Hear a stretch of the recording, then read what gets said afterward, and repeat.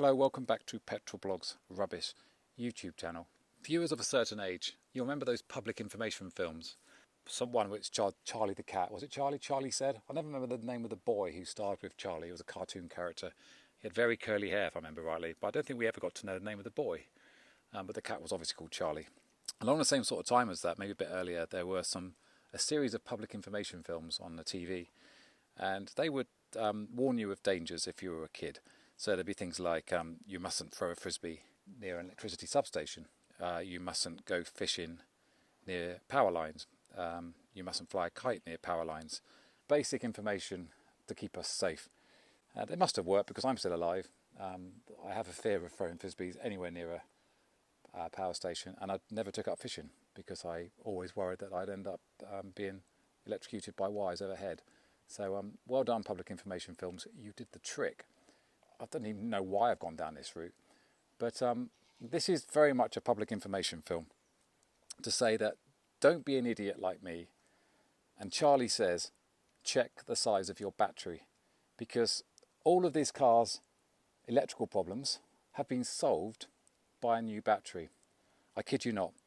The misbehaving Clio is now behaving. So all of the problems were of my doing, if you like, or my stupidity. And I'm happy to admit that on the internet because I think truth's important on the internet.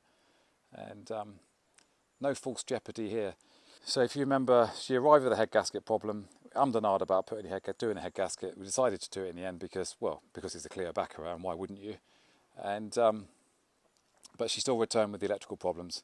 She had a new starter motor, she had a new battery twice, a new alternator, disconnected various electrical components, disconnected the interior lights, tried everything, and nothing would stop the drain on the battery. However, we were sort of playing cars the other day. When I say playing cars, sort of moving them after the winter hibernation, just changing cars around, and my son made the valid point and said, have you tried a bigger battery? Because the old one looked a bit small. I don't know if I've got any photographs that I can overlay, but it was up to here. It didn't fill the battery tray. So this is the Citroen ZX battery. She's now got a new battery. This is the old Citroen ZX battery, and it fits like a glove. And immediately it started quicker. I've got this battery isolator on it. We're going to see now. You can guarantee it won't start now after all this. Oh, you have to do the standard thing with a Renault from this era.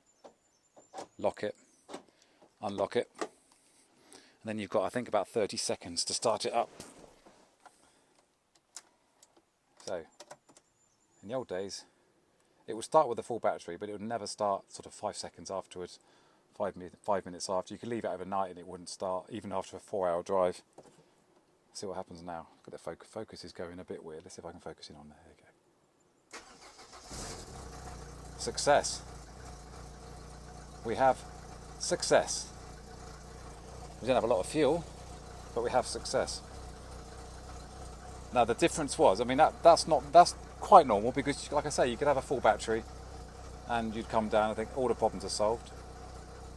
The problem would be if you stopped her.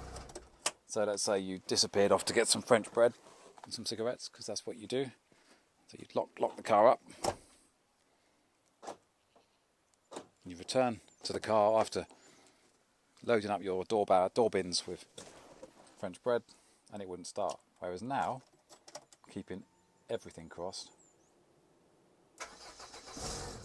it does.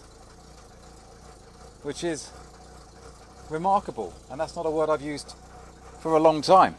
What this means is that she can now go for an MOT. We can have this car running within the month. There are a few things I've got to do. She's going to need new tyres. I'm going to turn her off again because she's got a slightly rattly exhaust, which is one of the things I've got to look at. The beeping noise on this sounds like a level crossing. Probably another public information film that I remember from my youth. Although I don't think there ever were, because obviously kids wouldn't be driving. Maybe there was. Maybe cycling over level crossings.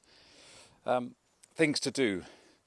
The tyre isn't holding its air, and these tyres are rubbish anyway, so I'm going to get a new set of tyres. I do need to go underneath because Lots of surface rust which needs to be looked at. But aside from the tyres, aside from spring clean, aside from a quick service, I think she's good to go, which would be magnificent. So the lesson here is don't be an idiot. Check the size of your battery. Charley says, check the size of your battery. And Charley knows what he's talking about. Isn't that great? Clio is no longer misbehaving. I'm really pleased. I've just jumped into the back of the Clio because there's a genuine chance I might be able to do this in under 10 minutes, which is something I've promised, threatened to do for the last year, probably, on this channel. So yeah, I might keep it under 10 minutes. Before I go, there's going to be more updates coming this week. I've got an update on the Black Safran, got some work to do on the Camry and an update on the Camry. Lots of progress on the Peugeot 406, which I'll update you. I'm waiting for a tool to arrive, which should be arriving today or tomorrow. Then I can finish the brakes. But yeah, lots of progress on that. Big progress on the Range Rover. I know a couple of people have been in touch privately to ask about the Range Rover. Thank you for that. Progress on the Megane. And actually the whole fleet is looking more positive at the moment. So that's good. More will become clear over the next sort of weeks and months. Just before I go, I just wanted to say that today is the day that this magazine should be hitting doormats and post boxes. This is your first look. This is the shop copy that's going to be in shops on Thursday the 1st of July. And this is the exclusive subscriber copy. I know some of these are arriving first thing this morning before I disappeared from social media for a few hours. So I hope you like what you see. Honestly, two reasons. Club Petrolblog member Roy McCarthy is a designer on this, and he's done a fantastic job on the design. So even if you don't like the words, you will like the pictures and you will like the layout, because he's done an absolutely fabulous job on it. There is a Safran in here. I think it's on a page 115 if my memory serves correctly. There we go. Renault Safran and the ad for Petrolblog. So it's all in here. Grab a copy while you still can, because they're going to be sold out pretty fast. Don't buy them for my words, buy them for everybody else's. That's it. I'm going to get out of the back of the Clio and say, just a reminder, Charley says, if in doubt, check the size of your battery. Thank you for watching. Stay safe.